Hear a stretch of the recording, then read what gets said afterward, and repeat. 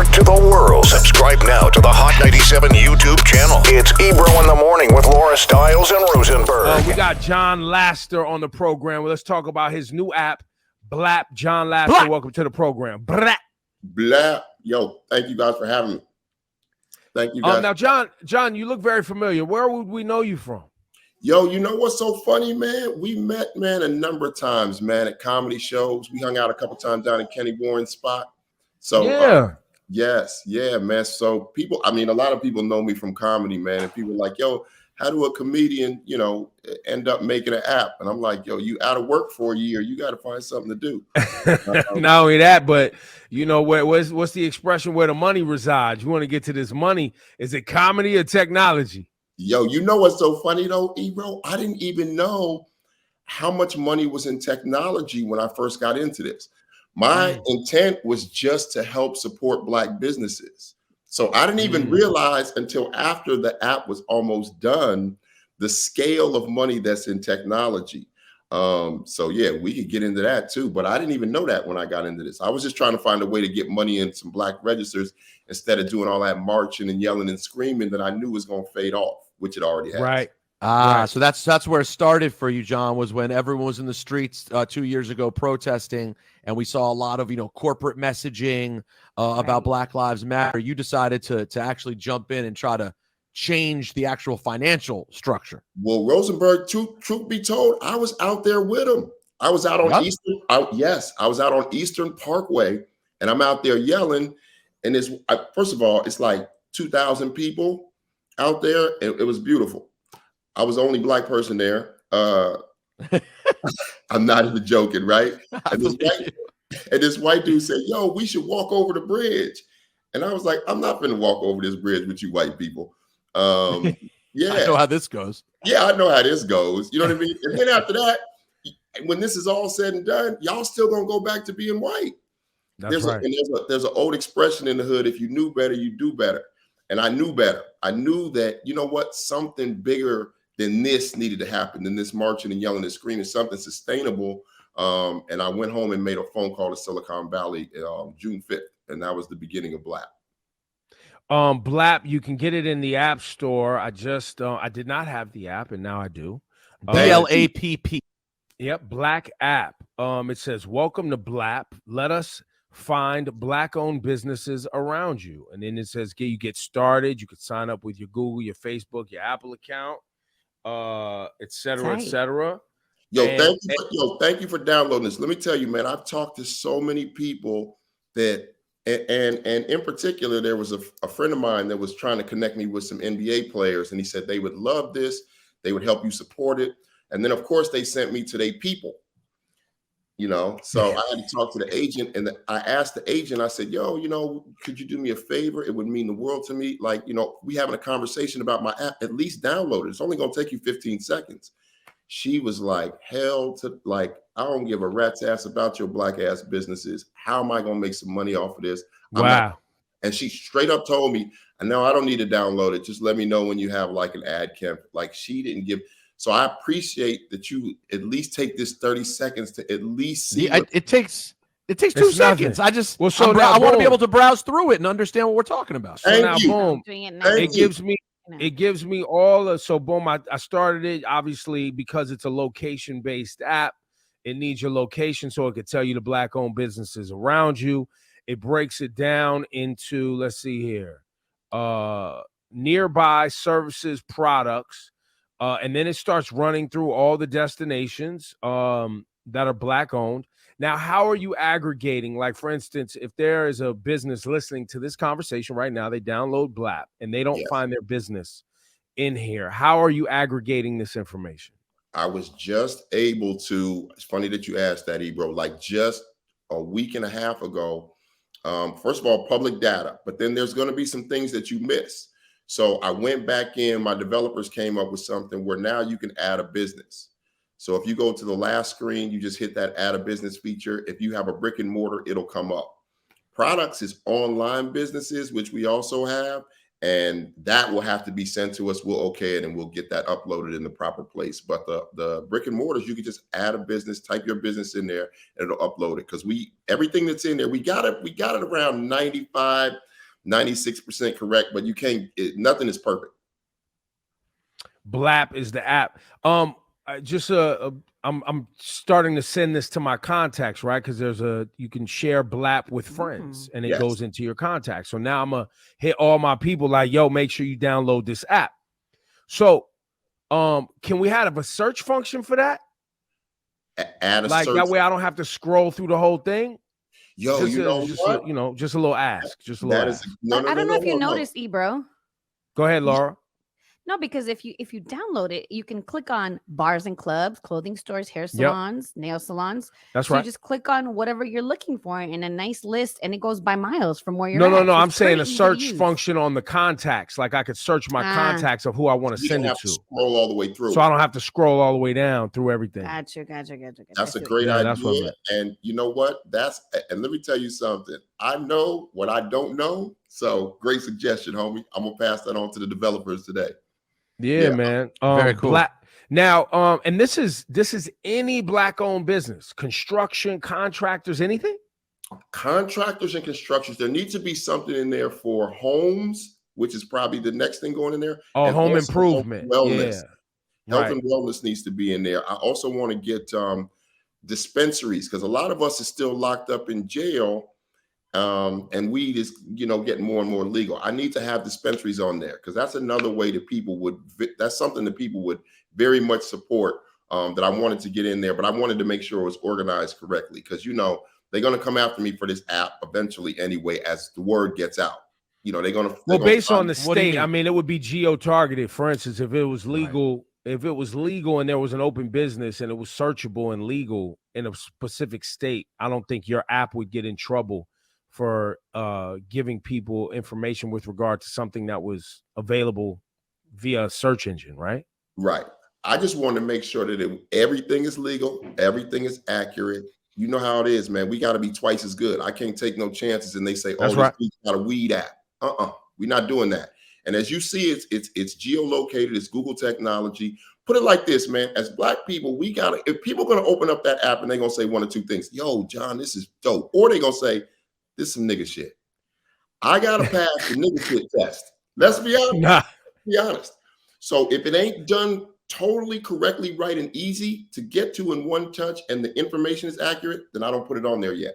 I got to pass the nigga shit test. So, well, even beyond the racial bias of it, which is real too, people with apps, man, like, right away if an app seems like it's usable. And it seems like something that's going to be a part of your life and something you're going to go to regularly, or if it's something that's clunky and not usable. Yeah. So it is important, like, to grab people. And yours is very easy. The second you start, it asks you where you are. And then I'm looking at a map.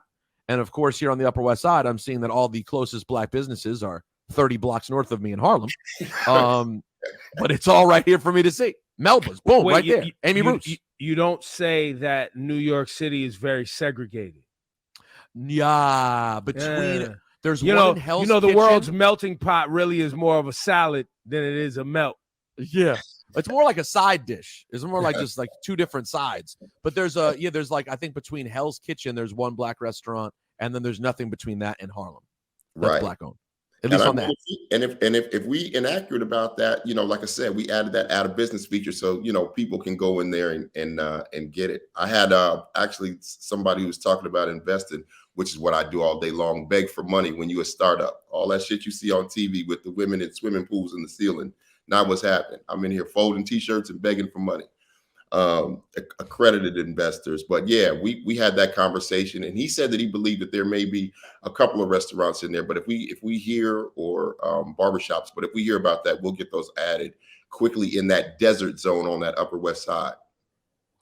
Well, this also for those people who are posting about Black Future Month during Black History Month. This is great. This is, looking ahead to aggregate, and, because listen, as a society, I think, supporting the businesses of the individuals who basically built this country on their backs is the least you could do, by going out and supporting a Black business on the reg, via whether you do that via, the internet, or you actually walk into their brick and mortar, walk into the storefront. It's the least you could do. Yo, and this app is great for that. you know, the other thing though, Ebro, man, is people, a lot of times people do want to help, right? But people don't want to work to help you. Help me help you. Make it easy to help you.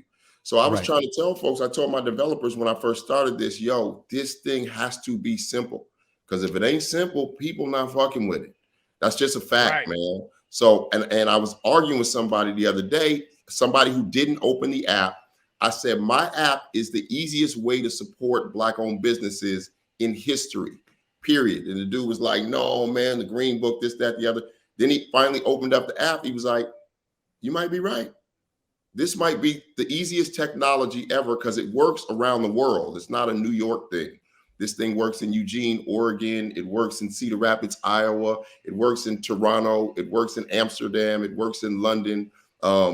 We figured it out. So the least people can do now is tell some goddamn body. You talking about all this racial equity. You can shop today. We don't need to protest. We don't need to pass a bill. You can open this app up and make a change for lunch. True. Well said. Go download the app right now. It is called Blapp. One more time, Jon Laster. Thank you very much for coming on the program. Thank you for doing this, man. Thank you for Thanks, taking this. Jon. And by the way, I've been asking this question for a long time too. Like, yo, who has the and where's all the and man, how long is this app available? Yo, I put it up. We put it up in to be honest, in October. So we went up in October. We just passed 15. So this 4 months. Yeah. What is that? 4 or 5 months, whatever it is. Yeah, we approaching 20,000 downloads. But you guys opened it up. Let me ask y'all this. Is this the easiest thing you've ever seen to find Black-owned businesses? No, it's so easy. It's so easy. It's amazing. Yes. So, like I said, it's just about spreading the word now. I mean, like I said, the probably the most difficult part of the business, other than spreading the word, is just finding money, because Black people, we don't have access to capital. So I'm always looking, like I said, for accredited investors and business partners. But other than that, it's just about getting the word out, because the technology works. It's the easiest way to find Black-owned businesses around the world. One touch. Whatever. Wait, so did you just say that still in 2022, banks and people who dole out money to help small businesses and new businesses still don't want to do that for Black businesses? Is that what I just heard? Oh, man. I don't know. I mean, a lot of people don't know, man, that nearly half of Black-owned businesses have gone under since this pandemic started. And it's because lack of access to capital. And even like as a tech startup. But be more specific about capital, because what you're really saying is a line of credit. Yes. Yes. So we don't have those relationships with banks where we can say, hey, I need this to hold me over. Most of the problem with my startup, startups start with what's called a friends and family round, which means that you ask your friends and family, well, how much do our friends and family have versus other communities? Right. I don't get to call my dad and say, yo, man, I need 100 grand. If I could do that, I would have all the money I needed for Blapp. The first guy that I had a meeting with, this dude told me, he said, yo, John, I'll be honest with you, I hate Black Lives Matter. This old white dude said that right in my face. I don't like this app. I hate it. At the end of the meeting, he said, but you'd have to be a fucking fool to not see this fortune staring you in the face. I couldn't take that money. I didn't want that money in my business. If I was willing to take that money, I would have all the money that I needed. But that puts me where? Back out here begging for money from people who like, yo, John, I could give you 10 grand. I could get, I only got 7 grand, John. So I'm back out here almost panhandling again because I have integrity. But I mean, if I was one of them, they have access to people who have deeper pockets, which puts us again at a disadvantage. Can you imagine if you had an app that was this dope that was helping white people? I would be rich by now. I don't make a penny off of Blapp, bro. I still go to the cellar every weekend. I did 7 shows this weekend to keep my lights on. But can you imagine something this dope, the way y'all opened it up? How many people would be flying at me? And again, my friend tried to hook me up with some NBA players. He was like, yo, man, I know some people that will definitely throw some dough at you. And then you got to go through their gatekeeper, who's who. We back at square one with some white people who's like, because a lot of the athletes, people don't know when they get those big checks, their financial advisors are not Black. And they don't give a fuck about those businesses on that app that y'all just saw. Their question is, how are you're gonna put some money in I don't give a fuck about them business. How do I get paid from this? Right. So you know what I mean? So it's even when seemingly it's like, oh, I came up with this dope. Yeah, you still gonna have to work twice as hard to get it where it needs to be. But I think it's gonna get there, man. I can't tell you guys how much I appreciate you guys letting me come on this platform, because you guys using your power to help get this thing out. You don't understand how much that means to a small business owner. Well, we posting today. I just tweeted. I'm gonna post it on my IG. I'm gonna send it around to a few people too, and see if we can get some more eyeballs on what you're doing, because it's definitely something people want. And a quick way to find Black-owned businesses and support and spend their money with businesses that they know are going to support our community. Today, they can do it today. We don't have to wait. We don't have to yell, scream. They can download. They're going to find something that they didn't know was around them, be able to spend some money. Or you can shop online. I encourage people, check this out. We all going to buy Valentine's Day flowers. Why not buy them on Blapp? You don't give a fuck where you buy your Valentine's Day flowers. Buy it on Blapp. There it goes. Jon Laster, thank you so much, man. And hopefully in the next couple months, we'll be having you back on and you'll be like, yo, I just raised, I don't know what's a lot of money you raised. Yo, let me tell you something. When y'all have me back on, I'm going to be sitting here with a puppy and some gold chains around my neck. Yo, let me tell y'all something. A plate of cocaine, 2 women fanning me. Yo, I'm going to be like, yo, man, I found them accredited investors after y'all dropped the interview. Right. I'm good. He's like, I sold Blapp for 1.2 billion, and now I don't speak to you motherfuckers no more. Yeah. That's how I'm going out. And thank you, John. Thank you very much. Don't be talking about I changed. I want y'all to be like, he told us he was going to do that. He kept it real. No, he did exactly what he said. Thank you, John. Peace, Thank you guys. All right, peace, man. All right.